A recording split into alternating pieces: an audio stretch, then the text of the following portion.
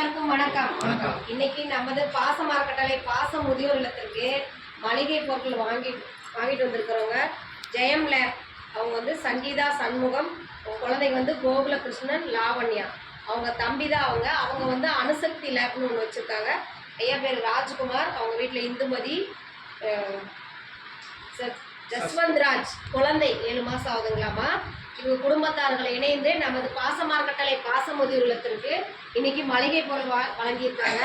உதவி புரிந்த 2 குடும்பத்தாருக்கும் நமது பாச மார்க்கெட்டளை பாச முதியோர் சார்பாக அவர்கள் குடும்பம், தொழில், வாழ்க்கையில் அனைத்து செல்வம் பெற்ற நீடுவழி வாழ நாம இறைவன்ட்ட ஒரு பிரார்த்தனை வச்சுக்கலாம்.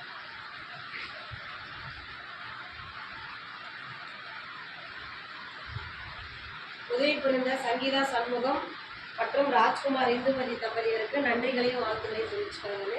இந்த நேரத்தில் நாங்கள் எங்கள் பெரியவங்க சார்பாக உங்களுக்கு ஒரு வேண்டுகோள் வைக்கிறோம். என்னன்னு கேட்டிங்கன்னா, நம்ம பாச மார்க்கெட்டளை பாச முதியோர் ஆரம்பித்து 2 வருஷத்துக்கு முடிஞ்சு 3ஆவது வருஷம் போயிட்டுருக்கு.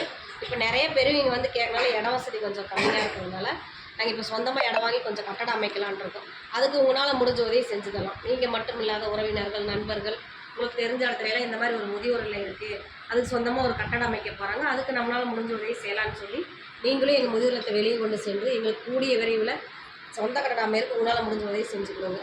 இன்னும் நிறைய இங்கே வர பெரியவங்களை எங்களை பாசத்தோடு அரவணைக்க இந்த பாச இல்லம் காத்திருக்கிறது. உங்களால் முடிஞ்சதை செஞ்சு தர மாதிரி எங்கள் முதியவங்க சார்பாக கேட்டுக்கிறோம். உதவி புரிந்தவங்களுக்கு நன்றிகளையும் வாழ்த்துக்களையும் தெரிவிச்சுக்கிறோம். வாழ்க வளத்துடன்.